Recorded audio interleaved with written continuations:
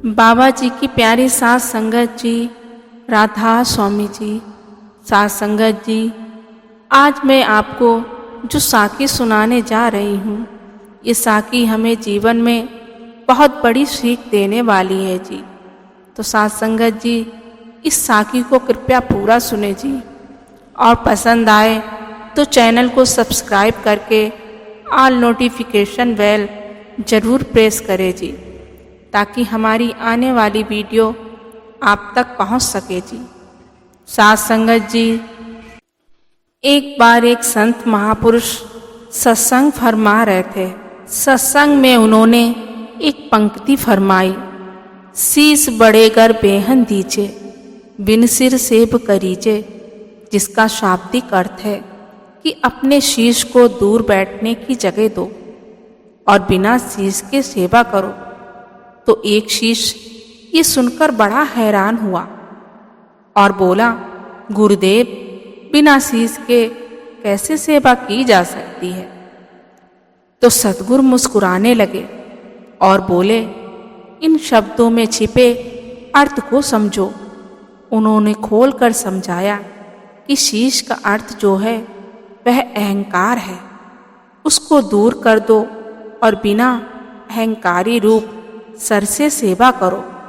तो इस बात की व्याख्या करते हुए तो संत महाराज जी ने एक घटना सुनाते हुए समझाया कि एक बहुत धनवान सेठ था। उसका एक पुत्र था जो हमेशा से ही अपने पिता के कहे अनुसार चलता था। जब सेठ मरने लगा तो पुत्र हाथ जोड़कर कहने लगा, पिताजी कुछ शिक्षा दो। तब उसके पिता ने कहा कि बेटा, सारी राजनीति का सार जो है मैं तुम्हें सुनाता हूँ, जो अगर तुम उस पर चलोगे तो सदा ही सुखी रहोगे। पहली नसीहत है कि भोजन हमेशा मीठा खाना। दूसरी, धूप में चलना मत, छाँव छाँव चलना। तीसरी यह है कि कर्ज देकर नहीं मांगना। और चौथी व आखिरी नसीहत है कि धन की जरूरत बहुत पड़े तो दोपहर दिन चढ़े मस्जिद के नीचे से खोदकर खजाना निकाल लेना। अभी इन चारों बातों का सिद्धांत या अर्थ सेठ ने अपने बेटे को नहीं बताया था कि जुबान बंद हो गई और सेठ जी मर गए। अब सेठ के बेटे ने अपने पिता के वचनों में छिपे अर्थ को समझे बिना जो उसे बाहर अर्थ प्रतीत हुए थे वो धारण कर लिए और रोज ही 5 रंग की मिठाइयाँ खाने लगा। जिन बाजारों में से निकलता सभी रास्तों को तंबू से ढकवा दिए ताकि वे छाया में ही चले। अगर वे तंबू बारिश में और तूफान में फट जाते तो वे उन्हें सिलवा लेता। इस तरह उसने बहुत सा धन खर्च किया। अगर कभी कर्ज किसी को देता, किसी से मांगता नहीं था, इसलिए उसको कोई देने भी नहीं आता था। धीरे धीरे करके सारा धन खत्म हो गया। एक दिन परेशान होकर मस्जिद को खोदने लगा। अब जब मस्जिद को खोदने लगा तो मुसलमान लोग इकट्ठे हो गए और उसको बंद कर दिया। परंतु जब वह नहीं माना तो सेठ के बेटे की बहुत पिटाई हुई। किसी ने भी उसकी मदद नहीं की क्योंकि मामला मजहबी था।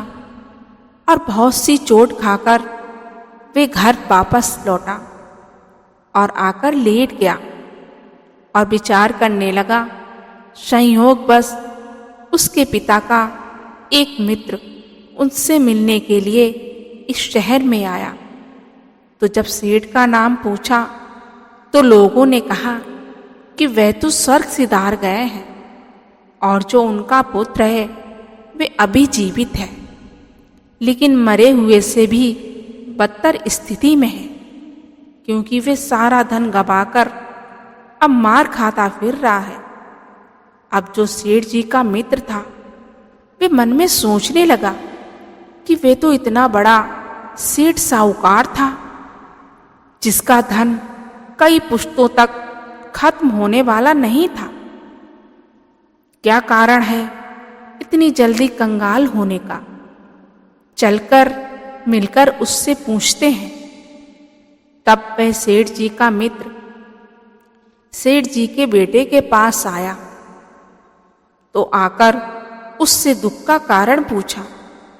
तब सेठ के बेटे ने अपना सारा हाल शुरू से आखिर तक जो कुछ भी उसके साथ हुआ सारा सुना दिया।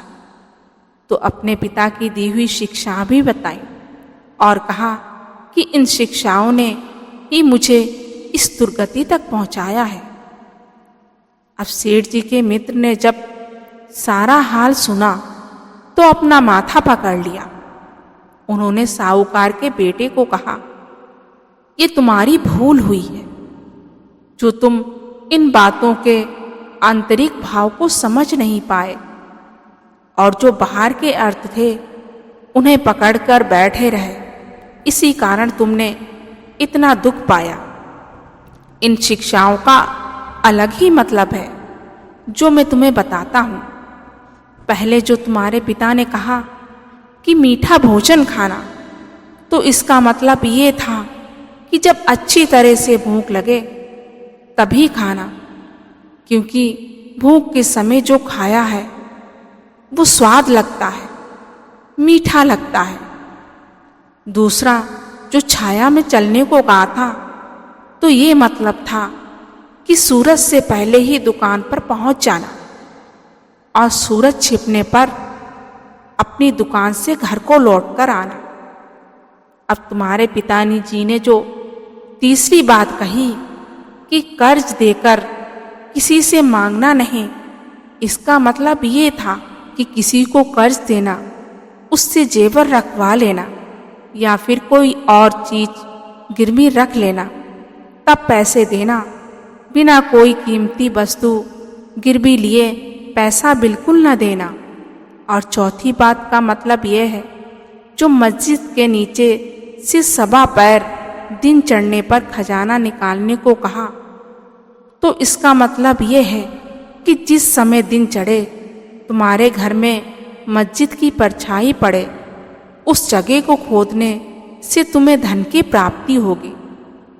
दूसरे दिन जब सेठ के पुत्र के घर मस्जिद की परछाई पड़ी तो वहां से खोदना शुरू कर दिया। अभी थोड़ा ही खोदा था कि नीचे से बर्तन खटने की आवाज आई, तो देखा कि उसमें बहुत सा धन और खजाना निकला, जिसको लेकर वो सेठ का लड़का अपने पिता की बताई शिक्षाओं पर चलने लगा। तो थोड़े समय में ही वे फिर उसी प्रकार बहुत बड़ा सेठ साहूकार बन गया। तो साथ संगत जी, इस तरह संत महात्मा जी बोले, जिस तरह सेठ के वचनों का अर्थ और था और अंतर्भाव और है, इसी प्रकार यहाँ पर अक्षरों का अर्थ और है। शीश काटने का आंतरिक भाव अहंकार को त्याग कर अर्थात अपना अभिमान छोड़कर सेवा करनी चाहिए। साथ संगत जी, एक बार संत कबीर जी अपने ध्यान में बैठे हुए थे। एक सेठ जो उनकी बड़ी सेवा करता था, उनके पास आकर पूछने लगा, महाराज जी, हरि के जो सेवक होते हैं उनमें क्या लक्षण होते हैं? अब इस सेवक को अपनी सेवा का बड़ा अभिमान था और वो चाहता था कि सभी के सामने उसकी प्रशंसा हो। तो कबीर जी से पूछने का भी उसका यही प्रयोजन था कि कबीर जी कहें कि जैसा तू है ऐसे ही हरि के सेवक होते हैं। लेकिन संत महापुरुष तो जानी जान होते हैं। कबीर जी उसके अंतर की बात को समझ गए और कहने लगे, सेवक को तो निरा अभिमान होना चाहिए, अर्थात जो अपना अहंकार त्याग करके परमात्मा के हुक्म में रहे, सो हरि का सच्चा सेवक हो सकता है। फिर उसका दर्जा बहुत बड़ा होता है। ये सुनकर अभिमानिक सेवक ने कहा, अगर हम रास्तों के रोड़े जैसे निमानों जैसे रहें, पैरों के नीचे रहें, तो हम परमात्मा के सेवक हो सकते हैं। ये सुनकर संत कबीर ने कहा, रोड़ा भया तो क्या भया, पाथी को तुक दे, अर्थात रोड़ा हो जाएगा तो क्या बना लेगा, जबकि राहगीरों के पैरों में चुभकर उन्हें दुख ही देगा। तब अभिमानी सेवक ने कहा, तो अगर एक दास मिट्टी बन जाए तब अच्छा है। कबीर जी ने फरमाया, कबीर खे भया तो क्या भया, जे उर लागे अंग, अर्थात अगर राख हो जाओगे तो क्या फायदा, जब लोग चलेंगे तो उड़ उड़कर कपड़ों अथवा शरीर पर धूल पड़ती है। इसलिए मिट्टी बनने से भी हरि का सेवक नहीं बन सकते। तो अभिमानी सेवक ने कहा, हरिजन ऐसा चाहिए जो पानी सर्वंग, अर्थात पानी जैसे कोमल स्वभाव के बन जाओ। पानी को चाहे जहाँ पर भी प्रयोग कर लो, सब जगह मदद करेगा, अपने आप कुछ नहीं बनाएगा। अगर मीठे में डाल दो तो मीठा हो जाएगा, अगर कड़वे में डाल दो तो कड़वा हो जाएगा। ठीक इसी तरह अगर सेवक पानी बन जाए तो तब तो हरि का रूप हो सकता है कि नहीं। इस पर कबीर जी ने कहा, कबीर पानी हुआ तो क्या भया, सीरा तत्ता होए, यानी कि पानी हो भी गया तो क्या हुआ, कभी गर्म होता है और कभी सर्द होता है। अर्थात सर्दी में पानी के नजदीक जाना भी पाप मालूम होता है, तो पानी भी हरि का सेवक का दर्जा नहीं ले सकता। जब कबीर जी ने इस प्रकार उस अभिमानी सेवक की सारी बातों का खंडन कर दिया, तब सेवक ने कहा, फिर आप ही बता दीजिए कि हरि का सेवक कैसा होना चाहिए। तो कबीर जी ने फरमाया, हरिजन ऐसा चाहिए जैसा हरि होए। हर का जो जन है उसको हरि अर्थात परमात्मा जैसे ही गुण धारण करने चाहिए, क्योंकि हरि और हरि के सेवकों में कुछ भेद नहीं है। इसीलिए फरमाया गया कि हरि का सेवक सो हरि जेहा। साध संगत जी, किसी ने क्या खूब कहा है, कैसे मान लूं तू पल पल मेरे में शामिल नहीं है, कैसे मान लूं तू हर चीज में हाजिर नहीं है, कैसे मान लूं कि तुझे मेरी परवाह नहीं है, कैसे मान लूं तू दूर है पास नहीं। मैंने देर कर दी पहचानने में मेरे सतगुर प्यारे, वरना तूने जो दिया उसका कोई हिसाब नहीं। जैसे जैसे मैं सर को झुकाता चला गया, वैसे वैसे तू मुझे उठाता चला गया। तो साध संगत जी, इसी के साथ मैं आपसे विदा लेती हूँ। अगर आपको भी बाबा जी की प्रेरणा भरी रूहानी साखी सुनना अच्छा लगता है तो कृपया हमारे चैनल को सब्सक्राइब जरूर कर लें जी। गुरु प्यारी साध संगत जी, राधा स्वामी जी।